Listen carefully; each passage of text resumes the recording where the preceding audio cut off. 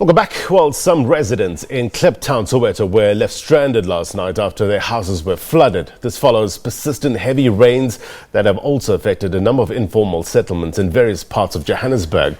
Roads have been flooded and at least 3 health facilities have been affected. SABC News reporter Nosipho Mcube visited certain areas.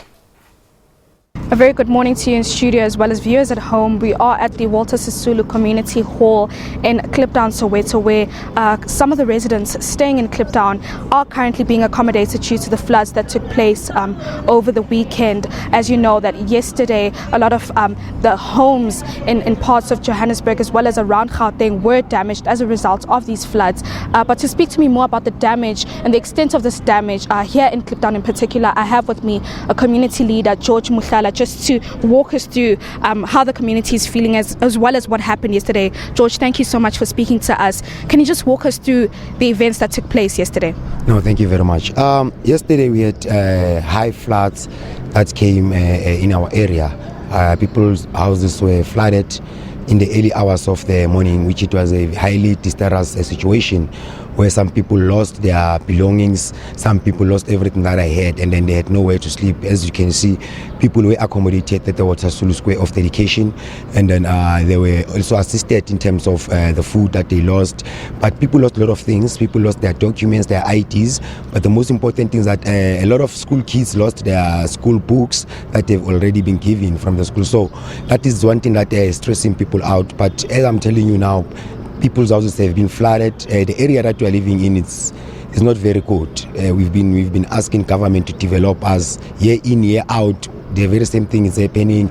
We've been crying that we need development in Kliptown because the situation that we are living in, it's inhuman. You cannot live like this. Each and every time when there is rain coming down, we are going to face problems. People's houses are actually falling apart because some of the structures here in Kliptown are more than 150 years old.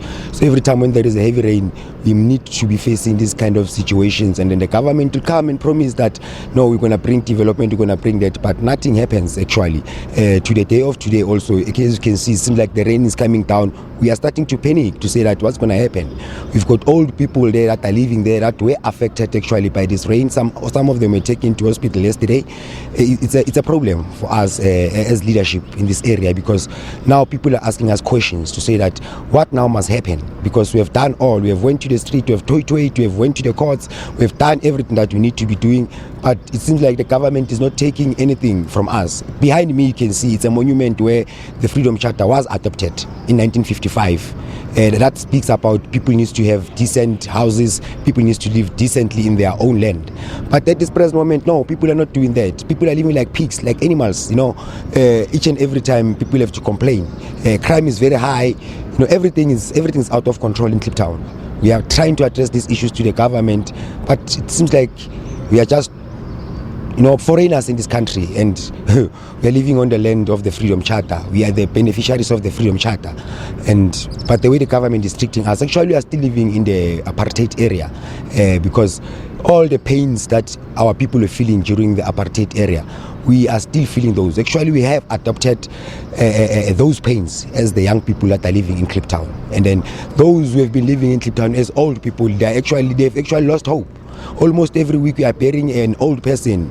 People that have been waiting for their houses for more than 20 years. We've got people that are about 90-something, 80-something that are living here, living in shacks, living in flooded areas. People are living along the river banks, and there's no electricity, there's no infrastructure, there's no toilets, there's nothing actually in Kliptown. It's like people that have been, it's a dump site. Let me just put it like that. They're like, we're living in a dump site, and every time the government will come and promise. As you can see, we are at the Walter Sisulu Square of Dedication, a very big white elephant just in front of our eyes.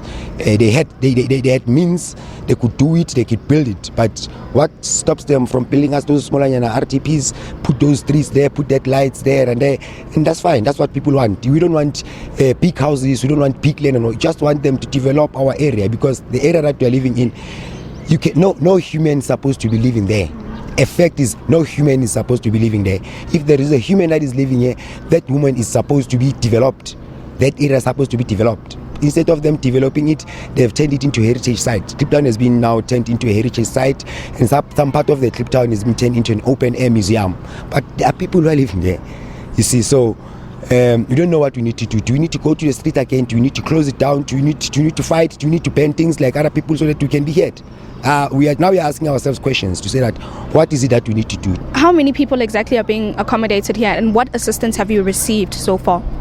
Okay, yesterday we had about close to 100 people that were accommodated here. And then we received assistance from local charity foundation that is working together with EMS from El Rado Park, headed by the lady called Chanel. Where they managed to give people lunch and breakfast. And then they also managed to give people blankets and mattresses to sleep on. But as I elaborated, that some people chose not to sleep here because, as I said, our area is a very dangerous area and it's got a lot of criminals and all that, you know. So some people said that, no, we'll go and guard our houses ourselves if we can have that mattress and that blanket so that the whole night we can be there and guard that. But also overall, they also provided counseling for people who were affected. All right, I want to take you now to Addis Ababa. There's